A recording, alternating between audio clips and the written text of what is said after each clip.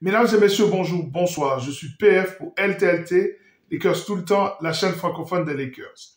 Défaite hier soir encore des Los Angeles Lakers face aux Memphis Grizzlies. 131-114. Les Lakers qui sont à un bilan équilibré de 4 victoires pour 4 défaites. Souvenez-vous, les Lakers avaient commencé avec 3 victoires de suite.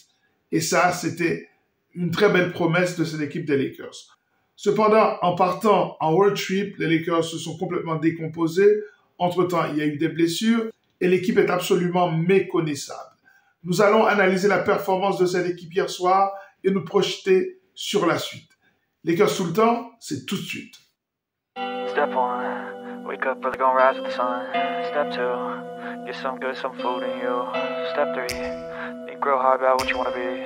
Step 4, everybody just do your thing. Wake up, today's gonna be a good day. Wake up, today's gonna be a good day.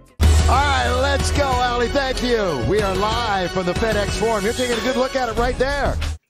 Les Lakers qui se sont fait exploser défensivement hier soir. C'est une équipe qui a encaissé 72 points en une mi-temps. 36 au troisième quart-temps, 36 au quatrième quart-temps. Pour rappel, à la mi-temps, c'était 53 pour les Lakers contre 59 pour les Memphis Grizzlies. Et en deuxième mi-temps, l'effort a disparu dans le camp des Los Angeles Lakers. All right, let's go, Ali. Thank you. We are live from the FedEx Forum. You're taking a good look at it right there. Ça me permet de dire que LeBron James, malgré son grand match hier soir, extrêmement triste. LeBron qui hier a inscrit 39 points. 39 points à 39 ans, ça ne s'était jamais vu en NBA. 39 points, 7 rebonds, 6 passes décisives, un pourcentage à 3 points magnifique. Je pense que de mémoire, c'est 6 tirs à 3 points sur 11 réussis et un pourcentage global extrêmement intéressant. Je pense qu'on parle de 14 sur 25 ou 15 sur 24, quelque chose de ce genre-là. LeBron James qui n'a pas pu, malgré ça, donner la victoire. Au contraire, les Lakers se sont fait exploser. Ça nous ramène à une question. LeBron aujourd'hui tel qu'il est, peu importe comment il joue, peut-il influencer sur la victoire? Dès lors, est-ce qu'il ne faut pas, en ordinateur qu'il est, trouver un moyen de faire en sorte que les joueurs à côté de lui soient meilleurs? Tirer profit d'un D'Angelo Russell, tirer profit d'un Austin Reeves, par exemple, Anthony Davis quand il est là, et Rui Hachimura également. Ne parlons pas du banc. Le banc, je pense que c'est sans espoir. En tout cas, la question est posée. LeBron peut-il encore influencer, impacter la victoire? All right, let's go, Ali. Thank you. We are live from the FedEx Forum. You're taking a good look at it right there. Hier soir, l'équipe a pu compter sur l'apport de Jackson Hayes, qui était dans le 5 de base, puisque Anthony Davis était absent sur blessure. C'est 8 points pour lui, 10 rebonds. Je suis assez encouragé par les 10 rebonds, puisque je pense que ce joueur est en train de faire beaucoup de progrès dans ce domaine.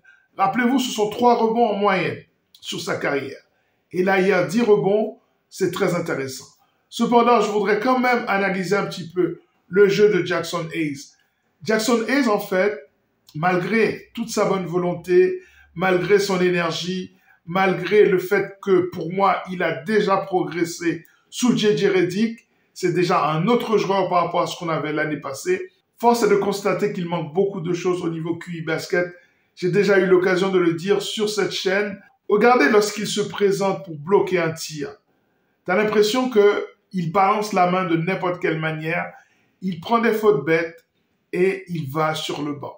Sachant que cette équipe, hier, était sans Anthony Davis, sans Hachimura qui peut aider à l'intérieur, sans Jared Vanderbilt qui peut aider à l'intérieur, et sans Christian Wood, eh bien, on a besoin que tu sois sur le terrain, que tu ne fasses pas des fautes bêtes, mais je pense qu'il ne peut pas faire autrement parce que tout simplement, il n'a pas la technique pour défendre le cercle des Lakers sans faire des fautes. J'ai vu une action notamment où il suffisait tout simplement de se mettre sur la trajectoire de l'attaquant et c'était passage en force. Au lieu de ça, il a bougé ses jambes, il a sauté, il a fait faute.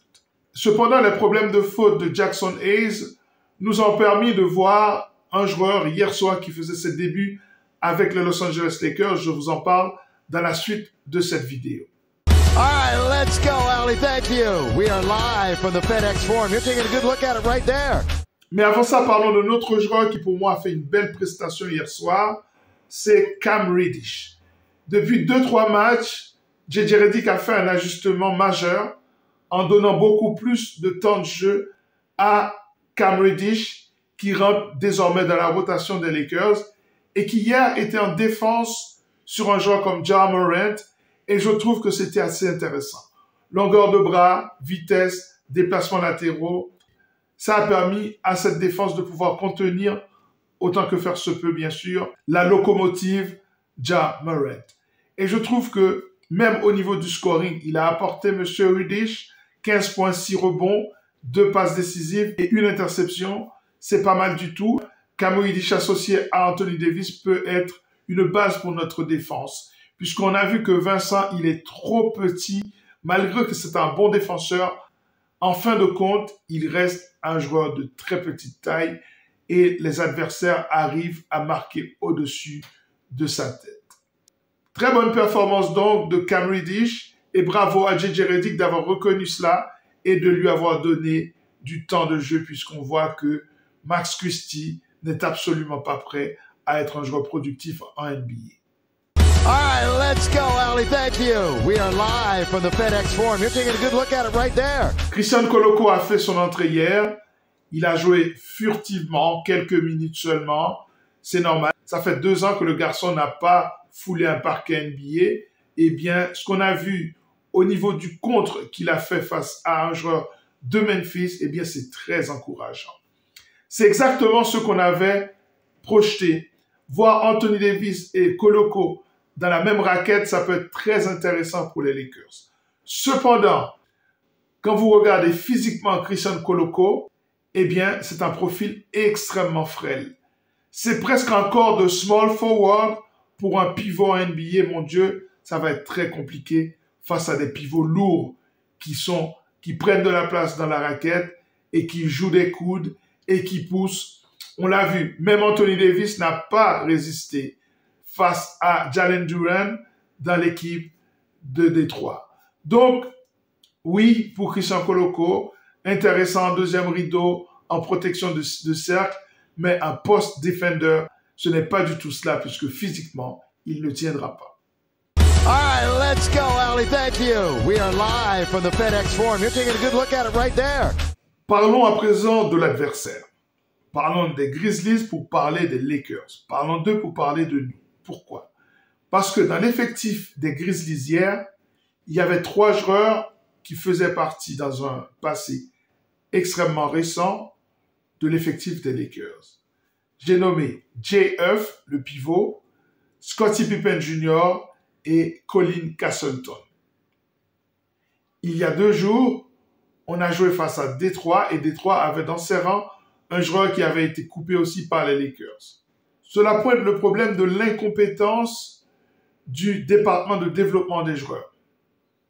J'en ai parlé dans une émission récente sur GHS. Sans doute ne sera plus un Laker l'année prochaine, puisque son contrat va expirer. Soit il va être libre, soit il va être tradé cette saison. Et si ce joueur est récupéré par une équipe qui le développe, c'est un meneur de grande taille, il a une très bonne vision du jeu. Lors du premier match de pré-saison, on l'a vu défendre, on l'a vu contrer des tirs, donc il y a un potentiel chez lui. S'il arrive à trouver la motivation dans une franchise qui le développe, il peut devenir un excellent meneur. Maxwell Lewis, c'est un 3&D. Quand il a été drafté par les Lakers, on a tout de suite vu le potentiel. Aujourd'hui, on a l'impression que ce n'est pas un joueur NBA. Max Christie, j'en ai même moi-même parlé, j'étais son principal avocat.